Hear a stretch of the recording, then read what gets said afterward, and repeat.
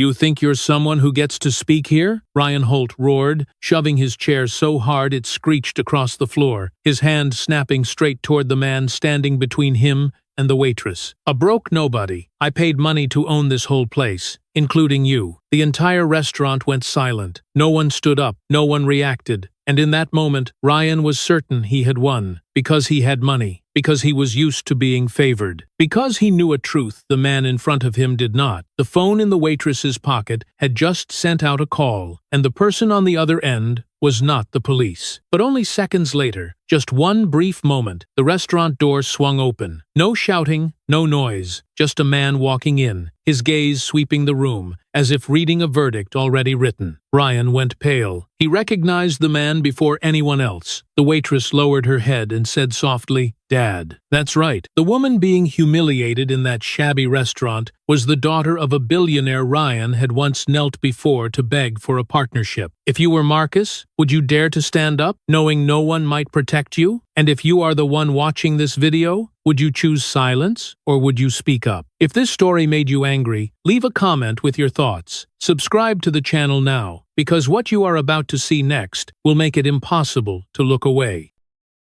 The road in front of the family restaurant was still wet after the afternoon rain. Streetlights reflected into long streaks on the asphalt, slick and cold. The old sign above the entrance blinked slowly, each moment of light turning on and off like a tired breath. Inside, the space was warmer, just cramped enough for the sounds of knives and forks, the coffee machine, and children laughing to collide into a familiar layer of noise. People sat eating, heads lowered to their own tables, avoiding strangers' eyes, keeping dinner moving along peacefully like any other night. Marcus Reed entered the restaurant with his daughter. He did not hold her hand, only walked half a step slower, standing slightly to one side out of an old habit. His eyes swept quickly over the entrance, the cash register, the corner near the restroom, then paused for a beat at the large window against the wall. He chose that table, not because the lighting was better, but because from there he could see both the exit and the movement inside the restaurant. Marcus was a veteran. His skin was dark, his shoulders broad but slightly sloped from years of heavy work. He lived quietly, doing whatever jobs he could to raise his child, always counting money, meal by meal. Tonight was his daughter's birthday. He had saved long enough for a proper dinner and a small cake with exactly one candle. When the server placed the cake on the table, the girl stared at the candle for a long time, as if it were the most important thing in the room right now. "Will you blow it out with me, Dad?" she asked, her voice soft but clear. Marcus nodded. He smiled, a short smile. Then his eyes drifted back to the restaurant entrance. He did not realize he was doing it. His body acted before he could think. It was the reflex of someone who had lived in places where one moment of distraction came with a price. He was used to counting people in a room more than counting money in his wallet. Used to listening for footsteps more than listening to music. Those habits did not disappear just because the war was over. The sound of cutlery hitting plates was dry and sharp. The coffee machine hissed, then fell silent. A child at the next table laughed loudly after spilling water. For most people, everything was normal. For Marcus, it was too much information at once. He took a slow breath, placed both hands on the table, keeping himself in this moment. Just dinner. Just his daughter's birthday. Emma moved between tables with a tray in her hands. She was neat, polite, and moving quickly without rushing. Every step was measured, not bumping into anyone, not drawing attention. When she set down the water glasses in front of Marcus and his daughter, she smiled appropriately, not a friendly smile, not a cold one. It was the kind of smile from someone on a night shift who knew how to avoid trouble and let everything pass as quickly as possible. Marcus noticed her wrist as she turned away. There was a faint red mark there, old but not fully faded yet, like the imprint of someone gripping too tightly. He said nothing. He only followed her with his eyes for a beat, then looked back at the table. His daughter took a sip of water, tilting her head to watch Emma. "Is she tired, Dad?" she asked, the question as natural as breathing. Marcus did not answer right away. He looked up, watching Emma take an order at another table. She leaned forward slightly, shoulders relaxed, movements so familiar they looked like she was following a set rhythm. "Probably," he said quietly. The girl nodded, as if she had just received an important answer. Marcus turned back to the cake. The candle was still unlit. He left it there, waiting for the right moment. He wanted his daughter to blow it out when everything was truly calm. No noise, no staring eyes, just the two of them. The restaurant door swung open. A short burst of rain still lingering outside was pushed in by the wind. A group of men stepped inside, shoes wet, voices loud. They did not wait to be seated. They stood right in the middle of the aisle, laughing, talking as if the space automatically belonged to them. Heads in the restaurant lifted slightly, then lowered again. No one wanted to look for too long. The man in the center of the group was taller than the rest. An expensive jacket, straight posture, and a wide and confident smile of someone used to being favored. He laughed louder than the others, his voice cutting over the background music. Marcus looked up at that moment. His gaze lingered on the man for one beat longer, not out of curiosity, but because his body had just registered something off rhythm. The man laughed, tilted his head to say something to his friends, then turned inward. The sound of chairs being dragged was harsh. A voice rang out, not bothering to ask anyone, "Get us a bottle." Emma turned toward the group. She adjusted the tray in her hands, walked over with the same proper smile. Marcus watched. He did not know why he was paying attention. Maybe it was the way the man looked at Emma, not a passing glance. It was a look that stopped, measured, as if weighing an object. Marcus's daughter reached out to touch the unlit candle. "Dad, when do we blow it out?" she asked. Marcus placed his hand over hers, gentle but firm. "Wait a bit," he said. His eyes did not leave that table. Laughter rose again, closer now, louder. Marcus heard the man say something, not clearly, but enough to make Emma hesitate for half a beat. She stayed upright, kept smiling, but Marcus saw her shoulders tense. The girl did not notice. She was looking at the candle. Marcus was not. He heard cutlery again, the coffee machine running, children laughing. Everything was still happening. But in his mind, something had shifted. Marcus inhaled. He reminded himself that this was just dinner, just his daughter's birthday. But his eyes stayed there, fixed on the man laughing loudly in the middle of the restaurant, on Emma standing beside his table, on the small space that was slowly being encroached upon. The restaurant door closed behind the group. Outside, the sign continued to blink slowly. Inside, no one said anything. No one knew that in just one more moment, this ordinary evening would no longer be ordinary. Ryan Holt sat down in a chair he had never been invited to. He yanked it back with force, the legs scraping sharply across the floor, cutting through the familiar layer of restaurant noise. A few heads lifted by reflex, then dropped again, almost immediately. No one wanted their gaze to stick too long on a group that had just walked in, with the air of people claiming space, as if it already belonged to them. Ryan leaned back, both arms stretched across the backs of the neighboring chairs, taking up more room without asking. He glanced around the restaurant, his eyes landing on half-finished tables, on the register, then turning back to his friends. "They know me here?" he said loudly, his voice carrying a hint of bragging, loud enough for a few nearby tables to hear. "Just order. About." One of the men laughed along, the laugh slightly stiff, like the habit of people standing next to power without having any of it themselves. Ryan flicked his hand in a sharp gesture, as if summoning someone who existed solely to serve him. Emma saw the motion from the counter. She took a short breath, adjusted the menus in her hands, then walked over. Marcus had lifted his head the moment Ryan pulled out the chair. He did not turn fully, only shifted his angle enough to see the table out of the corner of his eye. He heard Ryan's voice, heard the way he spoke as if the surrounding space were just a backdrop. Marcus rested his hand on the edge of the table, his fingers tapping once, then stopping. Emma stopped in front of Ryan's table, keeping just enough distance. She set the menus down, each movement familiar and precise. "What would you like?" she asked, her tone neutral, neither high nor low. Ryan did not look at the menu. His gaze slid slowly from her face to her shoulders, down her arm, then settled on her wrist. He looked longer than normal, as if weighing something. Emma felt the look, but she stayed still, her hand holding the papers tight. "Get the wine first," Ryan said, not looking up. "The most expensive one here." One of his friends nudged his elbow, laughing. "This place probably doesn't have anything impressive." Ryan smirked. "It's just for fun. It's time." Emma wrote the order down. She lowered her head, avoiding Ryan's eyes while she wrote. When she looked up, Ryan was still watching her, this time without hiding it. He tilted his head, his voice slowing.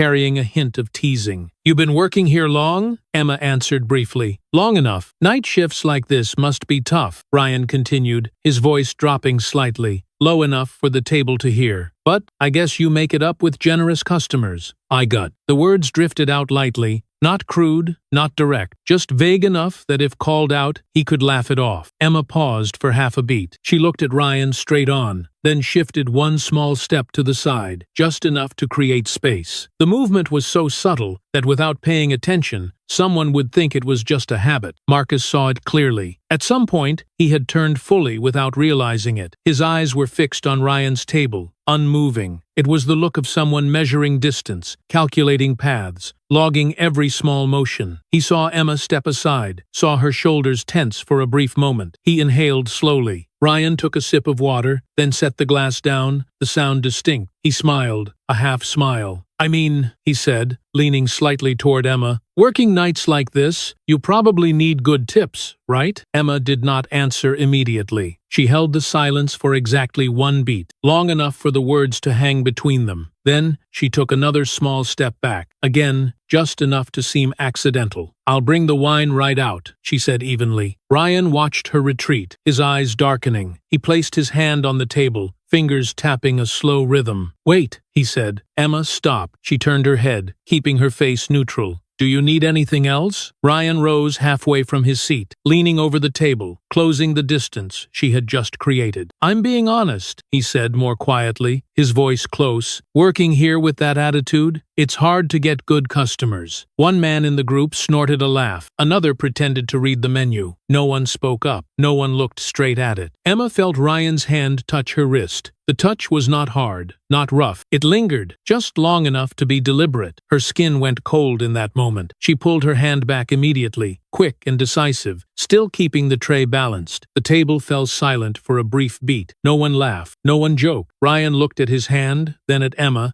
the smile on his mouth not yet fully gone. He seemed to be waiting to see how she would react, waiting for embarrassment, an apology, or at least another step back. Emma stood straight. She did not raise her voice. She did not show anger, but her eyes had changed. They were no longer the eyes of someone trying to get through a shift. They were the eyes of someone who had just been pushed past a boundary. Marcus saw the moment clearly. He saw Ryan's hand withdraw, saw Emma's shoulders tighten, saw her breathing change. He placed his hand over his daughter's hand, holding it a little tighter. The girl was not looking that way, but Marcus knew she felt the shift in the air. Ryan sat back fully, leaning into his chair as if nothing had happened. He laughed, his voice back to normal. "Just kidding," he said, loud enough for others to hear. "You're too tense." Emma did not respond. She turned and walked away, every step controlled. As she turned her back, Ryan watched her, his eyes never leaving. One of his friends whispered something, and Ryan waved a hand, signaling silence. Marcus followed every step as Emma returned to the counter. He felt the heavy quiet spreading through the room, even though the sounds of cutlery and the coffee machine continued. He knew this feeling. He had been in rooms like this before, where everything looked normal, but one more sentence was enough to break it all. Emma set the tray down at the counter, lowered her head to get the wine. Her hand trembled just slightly as she opened the cabinet. Ryan remained seated, his eyes fixed on her through the reflected glass behind the counter. He leaned toward his friends, saying something low, enough to draw a few quiet laughs. Marcus looked at his daughter. She was staring at the cake, her finger lightly touching the base of the candle. "Dad," she said softly, "I'm hungry." Marcus nodded, but his eyes never left Ryan's table. He saw Ryan lift his glass, saw him lean toward the aisle, as if preparing to say something else when Emma returned. He could feel clearly that the moment earlier was not over. It had only been set down, like a heavy object left hanging. Emma returned to Ryan's table with the bottle in her hand. She placed it down, turned to leave. Ryan reached out again, this time more slowly and firmly. The distance between his hand and her wrist narrowed. Marcus stayed where he was. He felt his heart rate rise. He knew that in one more second, the boundary would be crossed again, and this time, it would not stop at a touch. Emma returned to the table with the bottle of wine in her hand. She set it down more slowly than usual, the movement neat, but with something stiff in her shoulders. Ryan leaned forward, his eyes fixed on her wrist as if that spot had just been marked. One man in his group gave a low whistle, quiet enough to pretend it was accidental. No one laughed out loud, but the atmosphere had shifted. Emma did not leave right away. She stood straight, looked at Ryan for one beat, then spoke very softly, her voice even and clear. "You're turning this into something cheap." The words dropped onto the table like a hard object, clean and cold. There was no burst of emotion in them, no provocation. They were like a line being drawn, deliberate and final. Ryan's table went silent for half a second. It was a rare pause, so brief it could be missed if someone blinked. One man glanced sideways, as if searching for a reaction from someone else. Another lifted his glass and set it down again, his hand shaking slightly. Ryan froze for exactly one beat, the smile on his face not yet shifting into anything else. Then he exploded. His arms swung sideways, the bottle tipped over, menus slid off the table and crashed onto the floor with a sharp, shattering sound. The noise spread through the restaurant, drowning out the coffee machine mid-run. A few children startled and fell silent. The clatter of cutlery stopped, almost at the same time. "You little bitch! Who the hell do you think you are?" Ryan shouted, his voice cracked, higher than usual, stripped of its earlier bragging rhythm. He turned his head, sweeping his glare across the tables, as if looking for confirmation of his anger. A few eyes met his, and immediately pulled away. No one answered. Ryan turned back to Emma, took another step forward, close enough for the space between them to feel invasive. "A broke server like you think she can talk back?" he went on, pointing straight at her. "If you want money, say it. I pay here. Got it?" Emma stayed still. She did not step back, and she did not step forward. Her face was paler than before, but her back remained straight. She kept her hands close to her body, the tray pressed against her hip like an anchor. Her eyes on Ryan held neither challenge nor pleading. They were the eyes of someone who knew she had gone too far to turn back, but still refused to let the other person move closer. Marcus heard every word. He felt his daughter flinch, her small hand tightening in his shirt. He bent down to look at her for one beat. She did not understand all the words, but the anger in the tone was enough for her to sense that something was wrong. Her breathing shortened. Marcus placed his hand on her shoulder, light but firm. He looked up. The whole restaurant was looking and not looking at the same time. A man at a table near the window lowered his head further, focusing on a plate of food gone cold. A woman pulled her chair closer to the table, her shoulders drawing in. Another staff member at the counter pretended to check the register. Silence spread, heavy and sticky, like a layer of oil coating everything. Ryan sneered, but there was no joy in the sound. "See?" he said to Emma, then glanced around. "Everyone here gets it. You're the only one making a scene." Emma opened her mouth, then stopped. She took a breath, as if weighing her next move. She knew every word from here on could push things in a different direction. She glanced toward the counter, then toward the door. Her eyes passed over Marcus's table for a very brief moment. Their gazes met. Marcus did not nod. He did not look away either. Ryan caught that moment. He followed Emma's line of sight and locked eyes with Marcus, staring straight back at him. He narrowed his eyes, as if only now noticing another person in the room. "What?" Ryan said, his voice lower but sharper. "Anyone here got a problem?" Marcus did not answer. He set his plate down on the table, the movement slow and controlled. The sound of ceramic touching wood was soft, but in the silence it carried. He had not stood up yet. He was still seated, but his body had leaned forward, like a heavy object about to be lifted. Emma turned back to Ryan, her voice low. "You should sit down," she said. "People are eating." Ryan laughed, a short, cutting sound. "You teaching me now?" he shot back. He pointed at his own chest. "Do you know who I am?" No one answered. The question hung in the air like a challenge thrown at the entire room. One man in Ryan's group turned away, pretending to take a phone call. Another lowered his head and drained his glass, as if the drink might let him disappear from the moment. Emma felt her heart climb into her throat. She stayed where she was, but her foot shifted slightly, creating a small space behind her, somewhere she could retreat if needed. She looked at Ryan, then down at the floor, where shards of glass from the broken bottle reflected the lights in scattered points. Ryan took another step forward. The distance between him and Emma was now only an arm's length. "Look at me," he said, his voice slowing. "Don't play games." Marcus saw that distance clearly. He heard his daughter's breathing speed up. He knew he was facing a decision he had met many times before, in different places. He could stay seated. He could pull his child outside. He could let this pass the way so many others were letting it pass. He stood up. The chair scraped back behind him, making a dry sound. Not loud, but enough to make a few heads snap around. Marcus took one step forward, then stopped. He did not insert himself between them. He simply stood there, close enough for Ryan to register that someone else had entered this space. Ryan spun around. His eyes ran quickly from Marcus's head to his feet, pausing on his skin color, on his worn clothes, on his calm stance. "Who the hell are you to look at me like that?" Ryan said, his voice thick with contempt. Marcus has not answered yet. He looked at Ryan, then at Emma, then at his daughter standing close behind him. He inhaled, clearly catching the smell of food,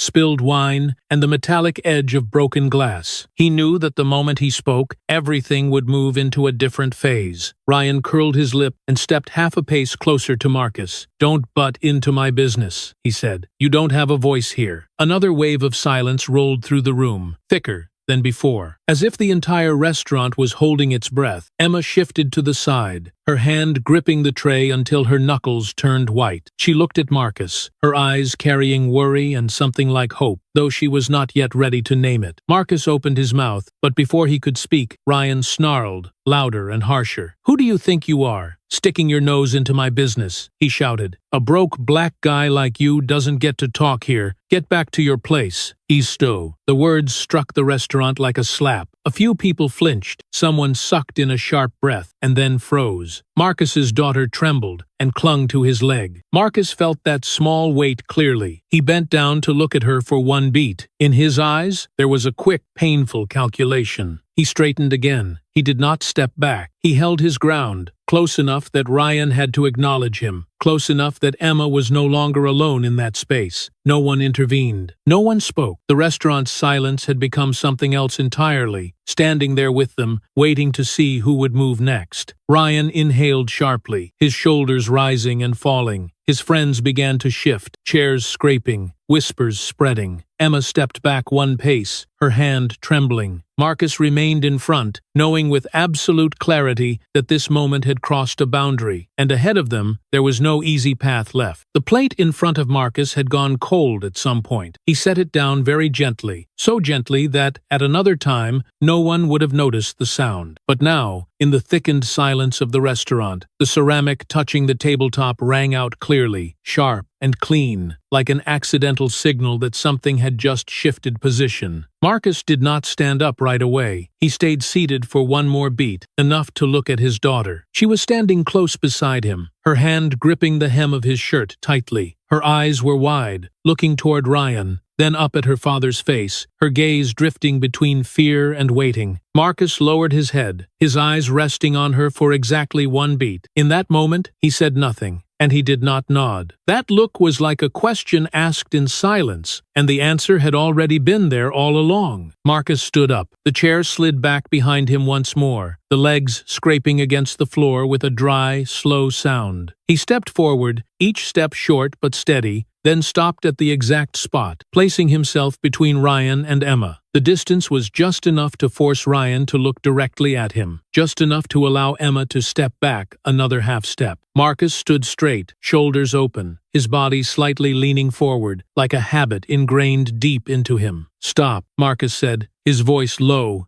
even not raised. "Apologize to her." The words landed clearly, carrying neither pleading nor challenge. They were spoken like a necessary request, the way someone speaks when ending something that has gone too far. Ryan looked Marcus up and down. His eyes passed over the dark face, the tall frame marked by fatigue, the simple, worn clothes. He sneered, the sound sharp and quick, carrying familiar contempt. "Who are you?" Ryan asked, dragging out the end of the sentence. One man in Ryan's group laughed along, a little too loudly, as if trying to prove their side was bigger. Another nudged a friend lightly, his eyes sliding away. The whole table seemed to flip an unseen switch, scattered laughter breaking out, uncertain but loud enough to form a layer of noise, shielding Ryan. Marcus stayed silent. He looked at Ryan, his gaze unchanged, neither retreating nor advancing. He stood there, his body like a wall, placed exactly where it needed to be. Ryan leaned forward, narrowing the distance between them. He moved closer, his voice dropping, low enough for those nearby to hear, but still heavy with insult. "A poor black man should know his place," he said, his lip curling. "This is my place." As the words ended, the air in the restaurant seemed to tighten. A few people inhaled softly, then held their breath. Someone lowered their head, pretending to search for something in a bag. Someone else turned away, as if not looking would make them uninvolved. Silence spread, sticky and heavy. Emma stood slightly behind Marcus. She felt the shift in the space, like a cold wave passing through. Her hand clenched the tray, fingers tightening until they turned white. She looked at Marcus's back, her eyes wavering between worry and something she did not yet dare to believe. She had never thought someone would step in front of her like this, especially in a room where everyone else had chosen to stand aside. Marcus's daughter suddenly ran forward and clung to his leg. Her breathing was fast, her small hands trembling. She looked up at her father, then at Ryan, her face tight with fear. Marcus felt that weight clearly. Not heavy, but enough to anchor him to the moment. He bent slightly, placed his hand on her head, a brief, firm motion, like a silent reassurance. Ryan watched the scene, the corner of his mouth lifting. "Brought your kid along too?" he said, his voice dripping with mockery. "Trying to play hero in front of her?" Marcus straightened again. His expression did not change. He did not answer Ryan immediately. He held Ryan's gaze, letting the silence stretch for another beat. Old images flashed quickly through his mind. Places louder than this, more dangerous than this. But he was standing here for a different reason, not because of those memories. "Apologize to her," Marcus said again, his voice still low, but slower this time. "And sit down." Ryan laughed loudly. The sound rang out on its own, with no one joining in. "You giving me orders?" he said, flicking his hand as if brushing the air aside.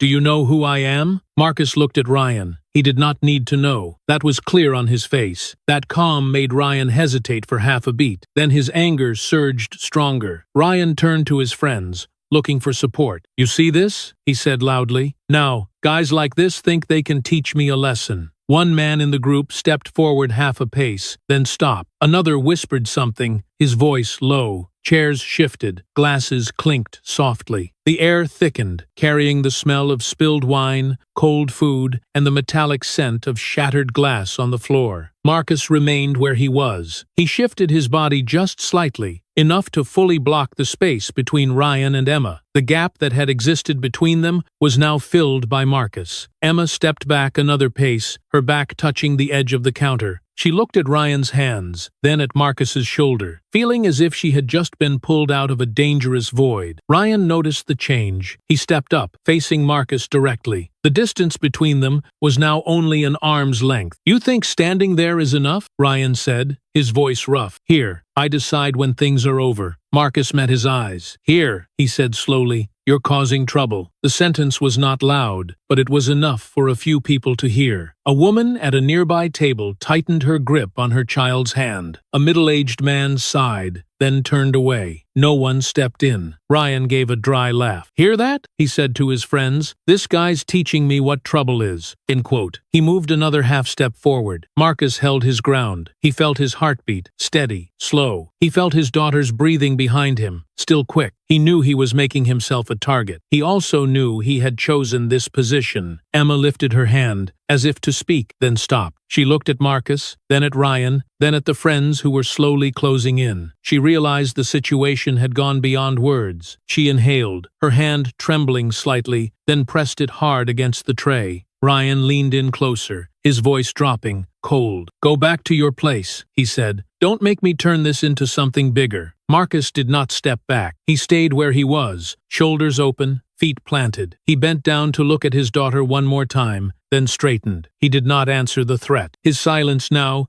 was not avoidance. It was a different kind of reply. Ryan's friends began to move closer. One stood to Marcus's left, another behind Ryan. No one touched anyone, but the space had tightened. The room seemed to shrink around them. Emma took another step back, her grip tightening until her wrist ached. She glanced toward the restaurant door, then toward the counter. A decision formed rapidly in her mind, even though she had not acted yet. Marcus stood there, feeling clearly that every gaze had gathered on him, even if no one wanted to admit it. No one touched Marcus, but he knew he was surrounded. Ryan's friends shifted forward half a step, slow enough to look accidental, even enough to form a vague arc. They did not stand close, but each of them took a position that narrowed the space behind Marcus. No signals were needed. They were used to doing it this way. A voice came from somewhere to the right, very low, sliding through the air. "You've found trouble." The words were not a direct threat. They sounded more like a notice, as if the speaker were simply restating a rule that had always existed. Marcus heard it. He did not turn his head. He was used to reading positions through sound and sensation. He reached his hand behind him, palm open, placed it on his daughter's shoulder, and pressed lightly. She understood.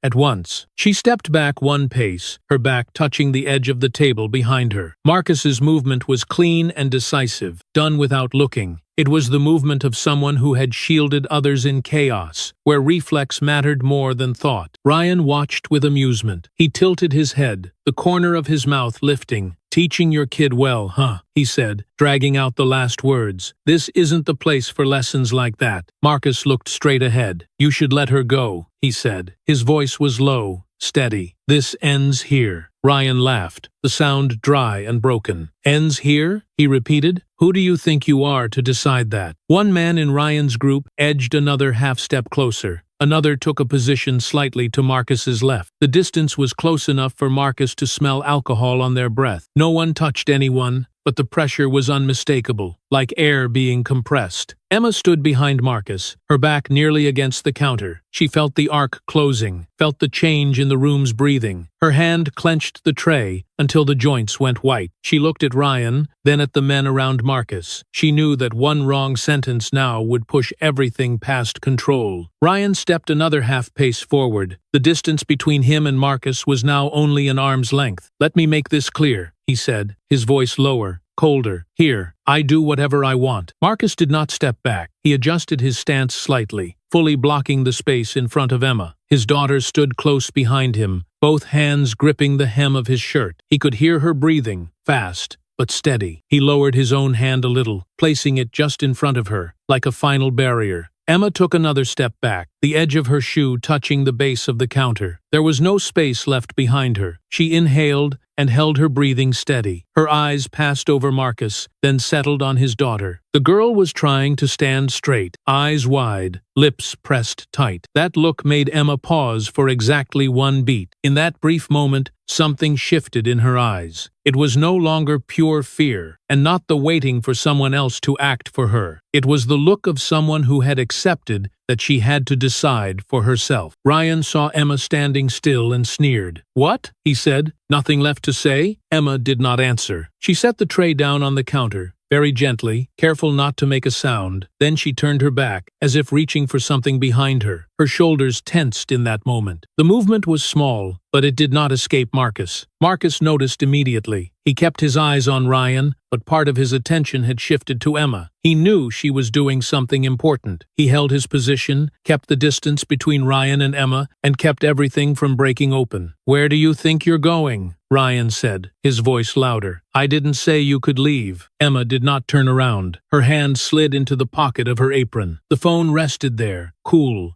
and solid. Her finger touched the glass and unlocked it quickly. She angled her body, shielding the screen. A faint glow reflected on her wrist for a brief instant. Marcus saw the light. He understood at once. He tightened his hand on his daughter's shoulder slightly, a signal to prepare. The girl shifted her feet just a little, standing closer to him. Emma dialed. She did not look long. She raised the phone to her ear, turning fully away from Ryan's table. Her breathing pressed into her ear. A ring sounded, then a familiar voice answered on the other end. "Dad," Emma said, her voice low but firm. "I need you to come here." One sentence. No explanation. No long address. She heard a short, steady reply. She ended the call immediately. Ryan had heard the word "Dad." He burst out laughing, the sound loud in the restaurant, excessive and sharp. "Who are you calling to save you?" he said. "Who's your dad?" A few men in his group laughed along, but unevenly. One laughed and stopped at once. Another glanced toward the door. The shift was subtle, but enough for those paying attention to feel it. Emma slipped the phone back into her pocket. She turned around and stood straight. Her eyes were different now. Focused, sharp, no longer avoiding. She did not look at Ryan right away. She looked at Marcus first. Their gazes met for a very brief beat. No thanks, no questions, just understanding. Marcus adjusted his position slightly, shoulders opening wider, fully shielding Emma. His daughter stood tight behind him, her small hand still gripping his shirt. He heard chairs scrape again. Ryan's friends redistributed, some angling to the side, some stepping closer. No one spoke. Ryan stopped laughing. He looked at Emma, then at Marcus. The mockery in his eyes shifted into calculation. "Good," he said. "Now, we wait and see." Emma placed both hands on the counter, steadying her breathing. She glanced very quickly toward the restaurant door, then back at Marcus's daughter. Her gaze rested on the girl for a brief moment. The girl looked back, eyes wide, unblinking. Marcus stood still. He felt the weighting spread around them, thick and heavy. Ryan crossed his arms. One of his friends whispered something very softly. No one in the restaurant was talking anymore. Outside, a car slowed very close. The restaurant door trembled slightly. The restaurant door opened once more. Not forcefully, not loudly. Just enough movement for the hinge to give a soft sound, letting a stream of cold air spill inside. A man stepped in, wearing a dark suit, posture straight, his steps slow and even. He did not pause at the door, nor did he linger to observe. His eyes swept the entire room quickly, as if a single glance was enough to take in every position, every movement. Ryan noticed first. His arms were still crossed, the trace of a smile frozen on his face when it faltered. His shoulders stiffened. The smile, not yet gone, suddenly looked out of place. He stepped back half a pace, very slightly, like an instinctive reflex. "Uncle! Uncle David?" Ryan blurted out, his voice noticeably lower, stripped of its earlier mockery. The man did not answer. He kept walking in, his gaze stopping exactly where it needed to stop. He looked at Emma, not at her face, but at her wrist. The red imprint was still there, clearly visible under the restaurant lights. His eyes darkened for a very brief beat. Then he looked up, his expression returning to calm, but deeper than before. Emma stood still. She recognized him the moment the door opened, even though she had never seen him here before. She did not say his name. She simply straightened a little, her shoulders dropping, as if her body had just found a familiar point of support. "Come outside with Dad," the man said. His voice was low, unraised, without emphasis. The sentence landed like a gentle command, leaving no room for objection. Emma nodded immediately. She stepped aside, clearing the space between Marcus and Ryan. As she passed Marcus, she paused for half a beat, looking at him and his daughter. She said nothing, just a glance, enough to convey something difficult to name. Marcus remained where he was, shoulders open, his body shielding his child. He looked at the man who had just entered and felt the difference clearly. Not in the suit or the way he walked, but in how the room adjusted itself to his presence. Ryan's friends fell completely silent. One stepped back, without thinking. Another turned toward the door, as if weighing an escape. The man turned to Marcus. His gaze lingered longer than courtesy required. He took in the way Marcus stood, the way one shoulder angled slightly back to shield his child, the way his hand rested low but ready. There was a quick, precise assessment in that look, without curiosity. Ryan found his voice again. "Uncle David, this is a misunderstanding," he said quickly, trying to reclaim his earlier confidence. "We were just talking a bit loudly, that's all." The man finally looked at Ryan. His gaze was not harsh. It was flat, cold, and held just long enough to make Ryan uncomfortable. "You," he said evenly, "leave, now." The words carried no explanation, no conditions, no choice. Ryan opened his mouth, as if to say more. "Uncle, actually," he began, but his voice weakened midway. One of the men with David stepped forward, positioning himself slightly to Ryan's side. No contact, just standing there. That presence alone was enough for Ryan's words to die. Ryan's friends exchanged looks. No one laughed anymore. No one protested.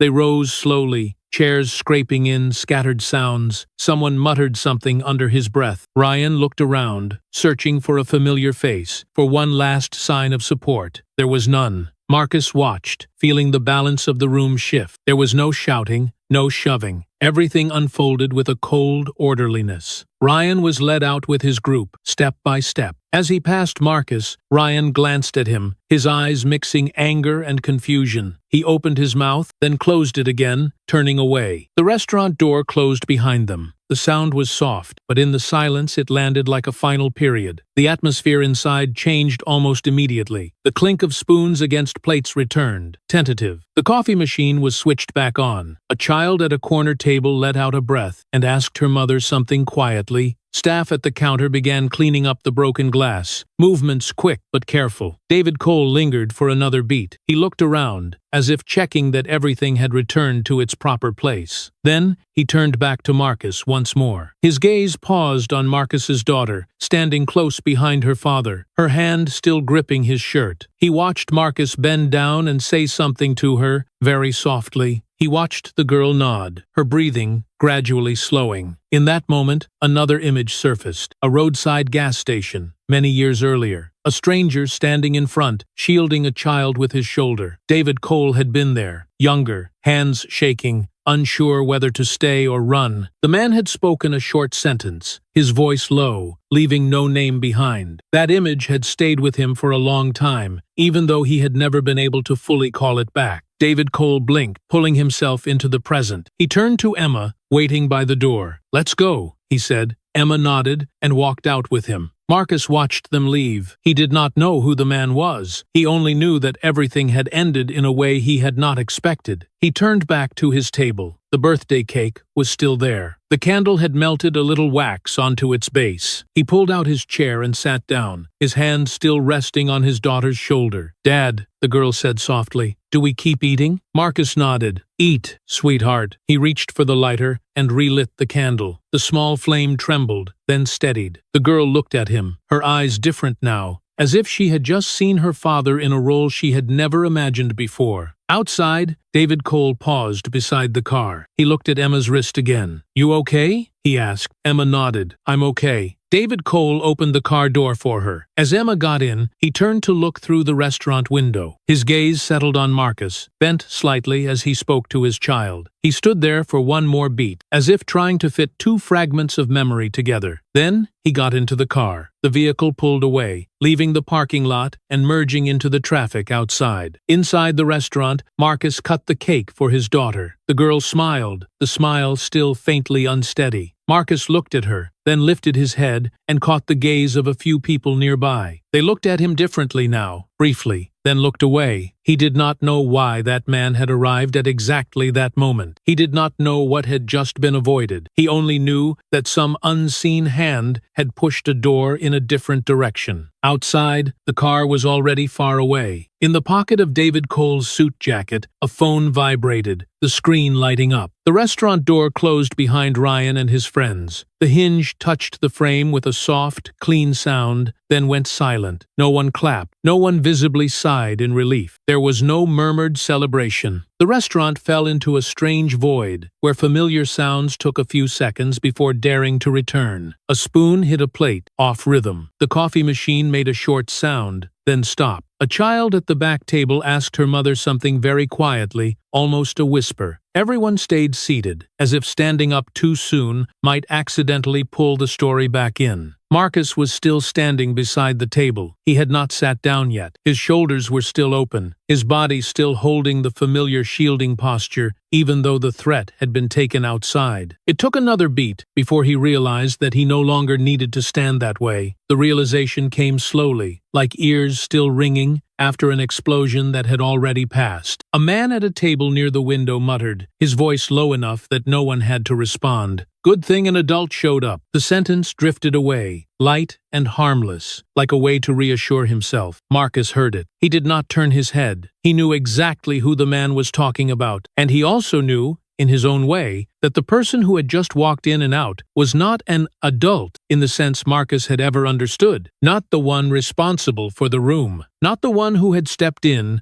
when all eyes had turned away. Marcus's daughter tugged gently at his shirt. "Dad," she asked softly, "who was that man?" Marcus looked down. She was calmer now, but her hand had not fully let go. He needed a moment to find the right answer, not because he did not know what to say, but because he did not want to say too much. "He was someone," he said slowly, word by word, "someone who could make those guys leave." She nodded, as if that was enough for her age. She did not ask more. She leaned her forehead briefly against her father's side, then straightened again. Marcus pulled out the chair and sat down. Only then did his body truly relax. He placed both hands on the table, feeling the cool surface of the wood. The birthday cake was still there, the frosting slightly disturbed by the earlier vibrations. The candle had gone out long ago. He looked at the cake, then at his daughter. He felt something like relief, but not complete. It was caught somewhere in his chest. Emma stood near the counter. She did not return to Ryan's table, and she did not turn toward Marcus. She stayed there, one hand resting on the counter's edge, her fingers still trembling slightly. Even though everything was calm now, her body had not yet believed it. Her eyes tracked every movement in the room, as if checking for any remaining fragment of danger. A coworker stepped up to her and said something very quietly. Emma nodded, but did not move. She needed to stand still a little longer, to be sure no one was coming back, to be sure this silence was real. Marcus saw Emma out of the corner of his eye. He noticed the faint tremor in the way she held her hand. He understood it. He had seen these signs many times before, in people who had just escaped a situation they never controlled. He understood that Emma had not been saved because she was right. She had been saved because someone stronger had appeared at the right moment. That truth made him uncomfortable. Part of him felt grateful. Another part stiffened, as if he had just realized he had been standing in the wrong place within a system whose rules he did not control. He leaned down and spoke softly to his daughter, telling her to keep eating. She nodded and picked up her fork, her movements still a little slow. Marcus watched her eat, but his mind was elsewhere. He thought about the moment the man had walked in, about how the entire room had shifted direction around him, about how everything had ended without argument. Outside the restaurant, David Cole stood beside the car. His hand rested on the door, but he did not open it yet. Emma stood on the other side, silent. David Cole looked back through the glass. His eyes found Marcus quickly, as if he were used to locating the person who mattered. Marcus looked up at that moment. Their gazes met across the distance and the glass. There was no greeting, no sign of recognition, just a look that lasted a little longer than normal, as if David Cole were trying to recall something that had been buried in memory for a long time, without a clear name. Marcus felt that look. He did not know who the man was. He also did not understand why the gaze unsettled him. It carried no threat. It carried no gratitude. It felt like a question that had not yet been asked. David Cole turned away. He opened the car door for Emma. As she got in, she glanced back at the restaurant one last time. Her eyes paused on Marcus and his daughter. She wanted to say something, then stopped. She lowered her head slightly, like a discreet farewell, and sat down. The car door closed. The engine started, steady and low. The car rolled forward slowly, leaving the parking lot. Inside the restaurant, people began eating again. The sounds gradually returned to their old rhythm, but something was off. A few glances passed over Marcus, then he quickly looked away. No one said thank you. No one blamed anyone. The event was wrapped up in silence. Marcus cut the cake for his daughter. The first slice came out a little crooked. The girl smiled, a small but genuine smile. Marcus looked at her, then at the candle that had not yet been relit. He took the lighter and lit it. The small flame trembled, then steadied. "Make a wish," he said. The girl closed her eyes. Marcus watched her, but in his mind, the earlier comment about an adult still echoed. He thought about how he had stepped in, but how the outcome had been decided by someone else. He was not sure he felt okay with that. Outside, David Cole's car had gone some distance. He glanced into the rearview mirror, the restaurant lights shrinking. In his mind, the image of Marcus standing with his shoulder shielding his child had not faded. It overlapped with an old memory, blurred and incomplete. The phone in his pocket vibrated. David Cole lowered his gaze to the screen. The name displayed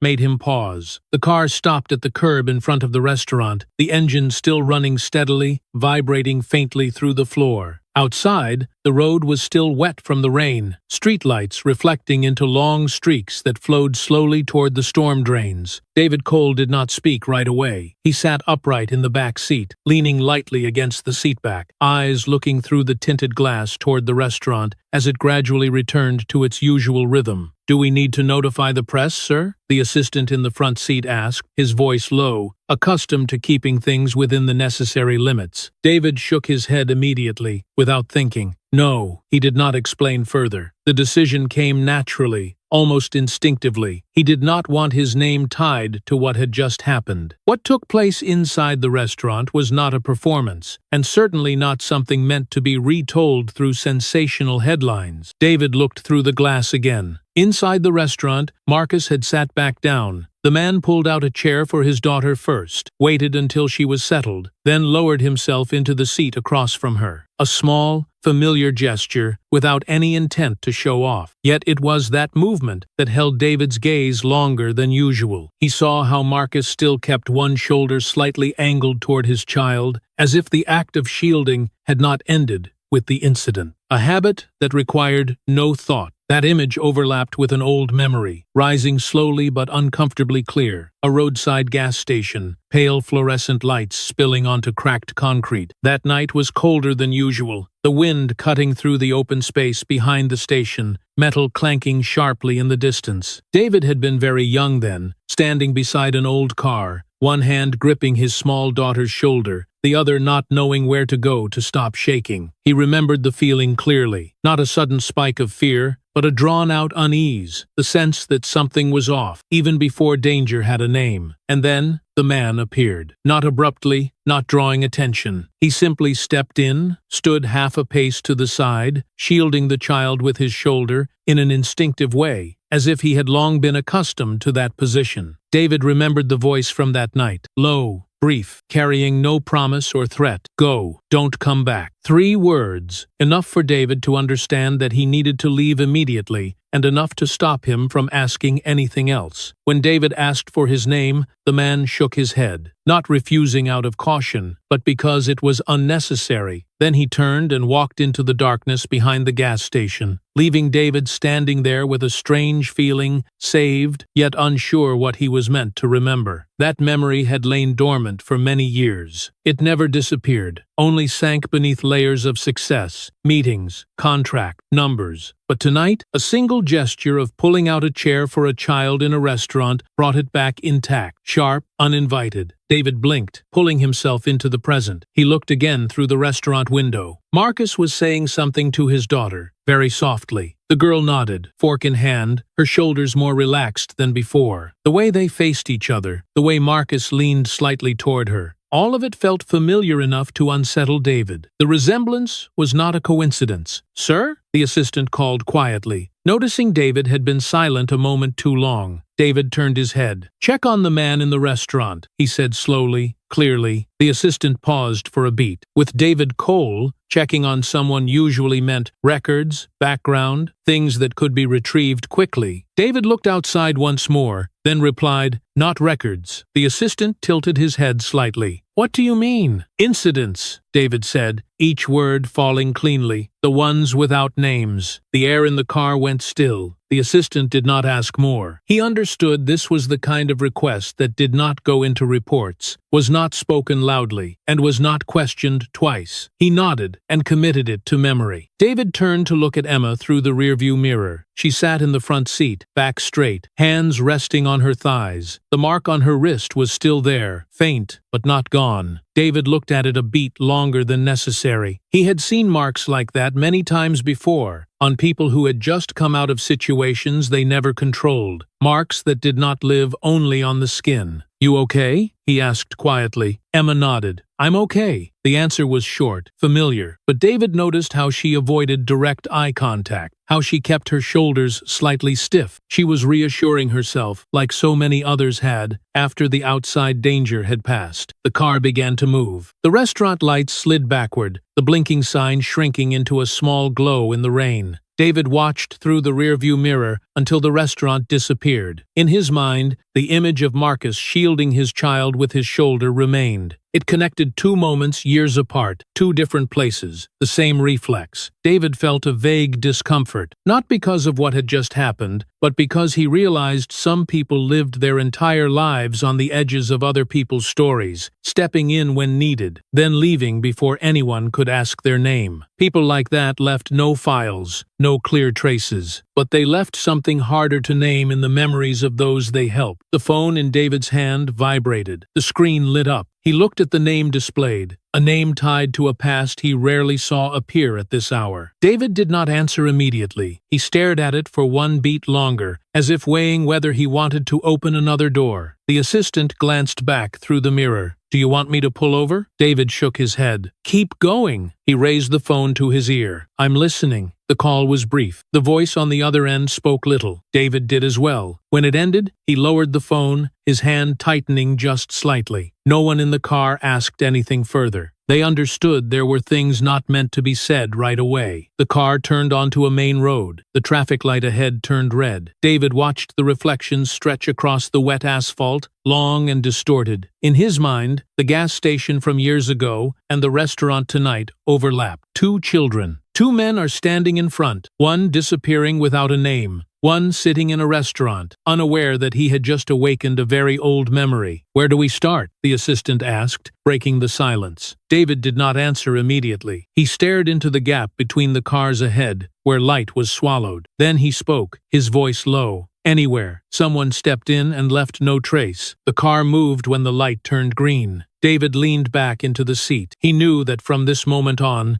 a thread had been pulled out of the dark. He did not yet know where it would lead. But he was certain of one thing. The man in the restaurant had not entered his life by accident. The car merged into traffic, disappearing among overlapping lights. In David Cole's mind, a name had not yet been spoken, but it had begun to knock. Marcus returned to his old routine faster than he expected. In the morning, he woke early, brewed weak coffee, woke his daughter, took her to school, and then went to work. There were no calls, no check-ins, no sign that the night at the restaurant had ever existed. The city ran as usual, and Marcus blended into it with the familiar posture of someone who always tried to stay out of trouble. A temporary loading job waited for him at the warehouse in the north. Stacks of boxes rose high, cardboard scraping his hands raw. His back began to ache midway through the shift, a familiar pain he had learned to manage by changing his breathing rhythm. He worked more slowly than some of the younger men, making up for it with consistency. When sweat soaked through his shirt, he thought about dinner, about buying more milk for his daughter. Small thoughts helped time pass. At lunch break, the supervisor leaned against the doorway and looked at Marcus longer than usual. The look made Marcus glance up. "Someone asked about you," the supervisor said, his tone casual, as if weighing the words. Marcus wiped his hands on his pants. "Who?" The supervisor shook his head. "Not sure. They only asked your name, your shifts." He shrugged and moved on to another topic, but the look had already left its mark. Marcus went back to work, his rhythm slipping slightly before he corrected it. The afternoon dragged. Each time the warehouse door opened, Marcus looked up by reflex. He reminded himself to focus. This job did not ask about the past, and it promised no future. It was paid by the hour, and that was enough. When his shift ended, his back had stiffened, and his hands burned more than in the morning. He washed them carefully, watching the dirt swirl away, then put on his jacket. On the way home, Marcus stopped by his usual grocery store. He bought milk, bread, and a few apples. The cashier greeted him by name and asked how his daughter was doing. Marcus answered with a few short lines. Simple questions reassured him, as if everything were still following its old path. That evening, the small apartment lit up. His daughter sat at the table doing homework, her feet swinging in time with her pencil. Marcus cooked a simple meal. While they ate, the girl watched him for a moment, then asked quietly, "Dad, are you going to get fired?" Marcus paused. He set his spoon down and looked at her. "I don't know," he said honestly. "Nothing more." She nodded, as if that answer was enough to let her keep eating. Marcus watched her, thinking about how children accept uncertainty better than adults. Night came. Marcus turned off the living room light and checked the windows. He pulled the curtains, locked the latch, and touched the frame. Once. Then he turned away, paused, and turned back. A second time. When he lay down, he remembered his daughter's window and got up to check a third time. She was asleep, breathing evenly. Marcus pulled the blanket up around her, then returned to his own room. In the dark, Marcus stared at the ceiling. He thought about the familiar question he always avoided. Every time he stood up, the world tended to push back. He had learned that long ago. He had also learned to accept consequences before making a choice. What unsettled him was the long silence after the choice. That silence felt like still water, impossible to tell what might be moving underneath. The next day passed much like the one before. The warehouse, the boxes, the smell of cardboard. His back hurt earlier. He switched hands, shifted posture. The supervisor glanced at him again, but said nothing. At the end of the shift, Marcus took his pay and folded the bills carefully. As he stepped into the parking lot, he paused and looked around. Nothing seemed out of place. He exhaled and got into his car. The days that followed settled into a steady rhythm. His daughter went to school, told small stories. Marcus listened, asked questions. He cooked, did laundry, and prepared for the next day. Everything went smoothly enough to make him wary. He was used to trouble arriving without warning. It usually came when people started believing they were safe. One afternoon, when Marcus got home, there was a thicker envelope in the mailbox. Not an advertisement, not a bill. A white envelope, neatly printed address. His name was typed correctly, without errors. Marcus held it, feeling its weight. He glanced down the hallway, then went inside. He set the envelope on the kitchen table, washed his hands, and took a sip of water. His daughter was drawing and asked what they were having for dinner. Marcus answered normally. He did not open the envelope right away. He waited until she went to her room to do homework, then returned to the table. Inside was a letter, not long, no friendly greeting. The content was brief, requesting a meeting, a specific time, and a location listed as a familiar government building. No reason given. No personal signature. Only the stamp of an agency Marcus had once believed he had left behind. Marcus read it again. He saw no threat and no promise. The letter felt like a door cracked open without saying what lay behind it. He folded it and slipped it back into the envelope. His hand trembled for a very brief moment, then stilled. That night, Marcus stood in front of the bathroom mirror, the overhead light cast straight down, revealing new lines around his eyes. He looked at himself longer than usual. He saw someone older than a few days ago, as if each time he chose to speak up, it took something away. He did not avoid his own gaze. He was used to looking directly at what he could not change. His daughter knocked and asked him to read to her. Marcus put the envelope into a drawer, locked it, and then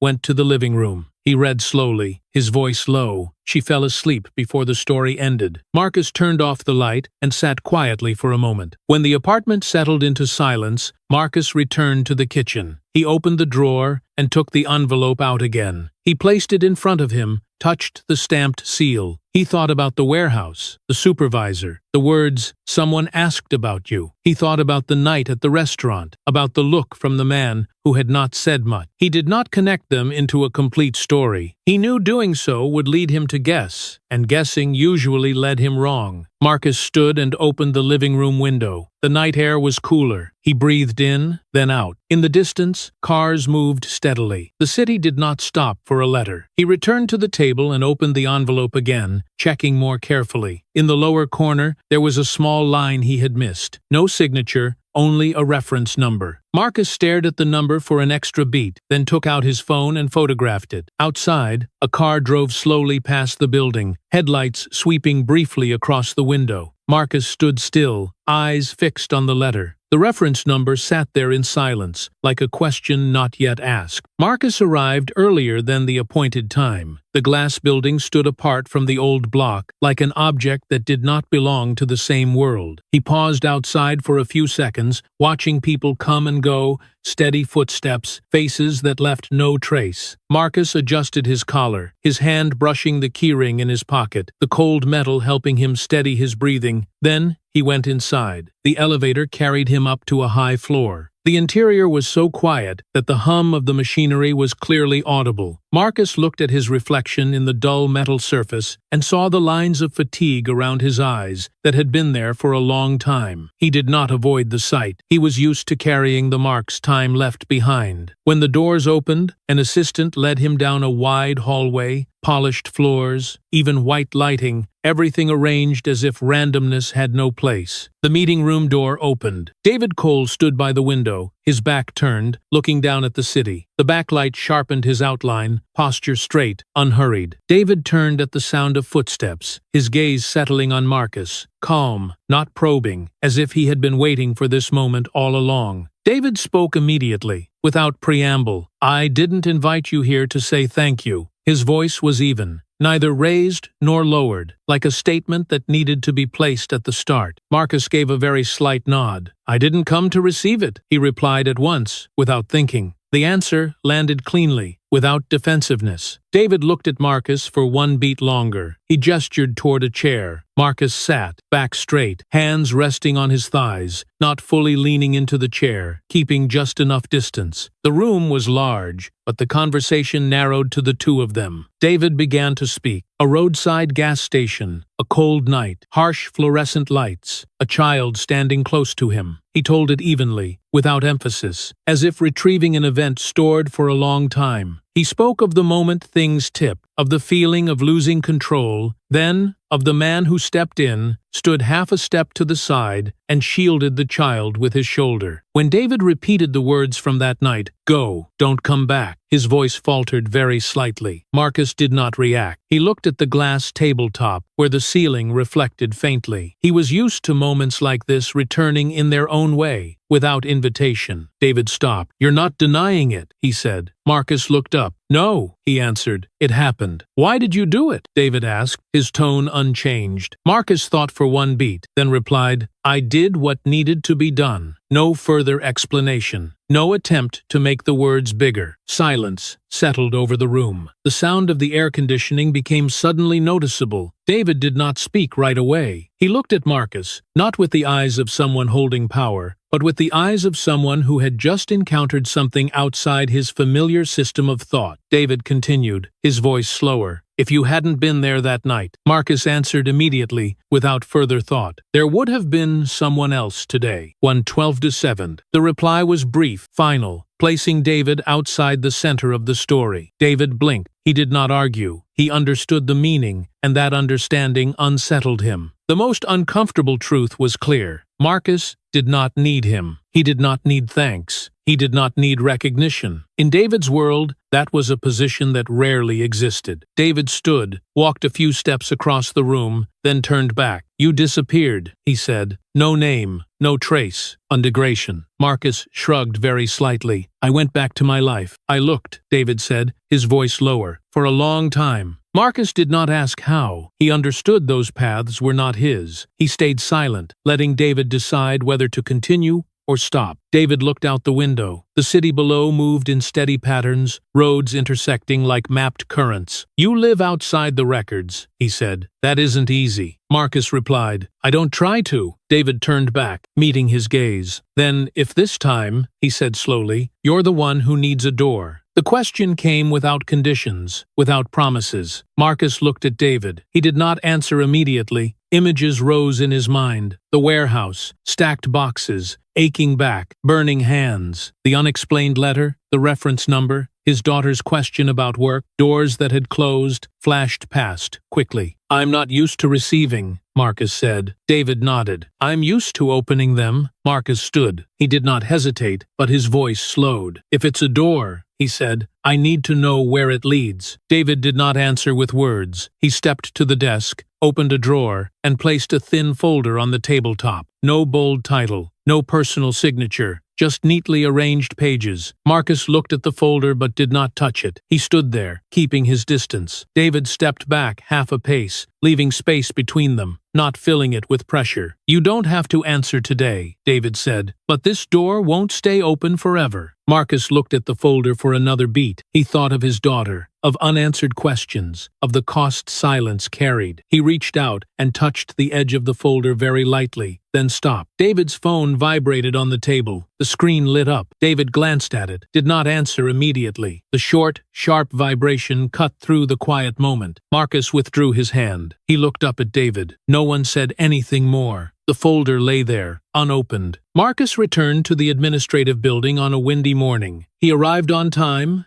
sat in the waiting row, back straight, both hands resting on his thighs. People passed by without noticing him. On the wall, the directory board hung neatly, printed clearly, the kind of order that made people believe everything already had a designated path. Marcus looked at the board for a moment, then down at the stack of papers in his hands. Thin, clean pages, neatly arranged, exactly like what David had placed on the table the day before. His name appeared on the first page, typed precisely. Marcus turned each page, reading slowly. The sections were filled out, dates aligned, and departmental signatures placed where they should be. Everything followed the rules. He read it again, searching for a misaligned detail, a sign that someone's hand had intervened. He found none. The absence left him both lighter and heavier at the same time. An official called his name. Marcus stood and followed him into an office. The man behind the desk looked at the file for a beat, then raised his eyes. "Your file," he said evenly, "should never have been put on hold." Marcus met his gaze. "Then, why was it?" The official stayed silent. He looked down, flipped through a few pages, as if the answer might be somewhere on the paper. No explanation was offered. The silence lasted long enough for Marcus to understand that some gaps were not meant to be filled with words. Marcus continued reading. David's name appeared nowhere. No personal signature, no handwritten notes, only familiar stamps, procedures completed properly. He set the file down and drew a slow breath. This door looked like every other door. Clean, legitimate, carrying no personal mark. "Do you have any further questions?" the official asked. Marcus shook his head. He knew that asking more would only bring carefully rounded answers. He took the pen and signed where required. His hand did not shake. The letters ran straight and even. His heart beat faster for a very brief moment, then settled. He was used to signing things that could change his direction. When he left the office, Marcus paused in the hallway and looked through the glass. Outside, the parking lot was filling up. He folded the file and slipped it into his bag. No one escorted him out. No one shook his hand. The door closed behind him with a soft sound. That afternoon, Marcus picked up his daughter from school. She ran out, talking fast about her day. Marcus listened, nodded, and asked a few questions. He carried the file in his backpack, its weight just enough to remind him that the morning had not been a dream. That evening, they ate dinner together. His daughter looked at him, searching his face. "Did that man help you?" she asked quietly, as if afraid to touch something fragile. Marcus set his spoon down and thought for a beat. "No," he said. "I was just looked at again." She tilted her head. "Looked at for what?" "For things that were overlooked," Marcus answered. He said no more. She nodded, accepting the answer at her level, and kept eating. After dinner, Marcus spread the file out on the table. He read it again, more slowly. The text had not changed, still lawful, still clean. There was no sign of a favor. But Marcus realized what unsettled him was not on the page. Even if the process was proper, this door had opened because someone remembered that he existed. The thought stayed with him. Marcus's phone vibrated. An unknown number. He watched it ring for one more beat, then answered. The voice on the other end introduced itself briefly, mentioned the next appointment, a specific time,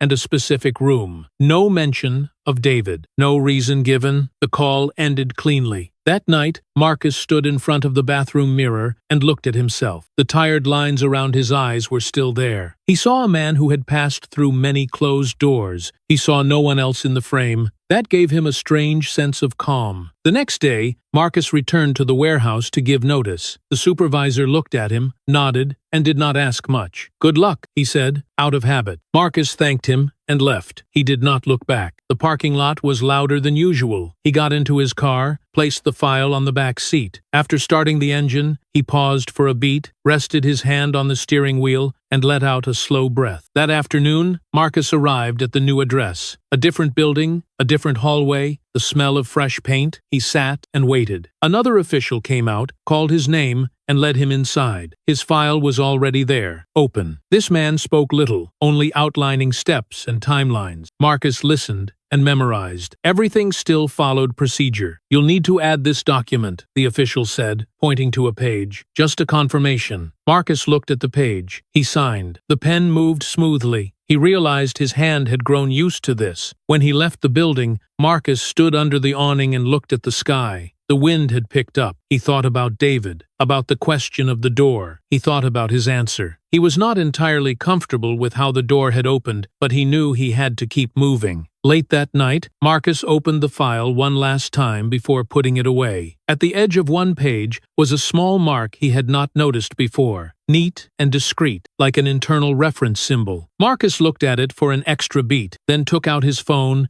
and photographed it. At that moment, his phone vibrated. A message from an unknown number, a short line confirming the time for the next step, with a room code attached. Marcus looked at the screen, then at the mark on the paper. He set the file down, turned off the light, leaving the room in dim glow. Outside, the wind brushed the window, the curtains stirring slightly. Marcus stood still, eyes fixed on the phone, the room code resting there in silence, waiting to be used. A year passed, bringing changes clear enough for Marcus to notice, but never clear enough for him to call them fair. The new job was more stable, the pay came regularly, and dinners no longer required counting every item. His daughter grew fast, talked more, and asked more. The small apartment was the same, but the air felt lighter, as if an invisible cord that once tightened around their chests each night had been loosened. Marcus knew that easier breathing came from many things combined, from choices he had made, from doors that had opened, and from things never spoken out loud. As his daughter's birthday approached, Marcus asked what she wanted to do. She thought for a long time, sitting on the chair, legs swinging, eyes on the window.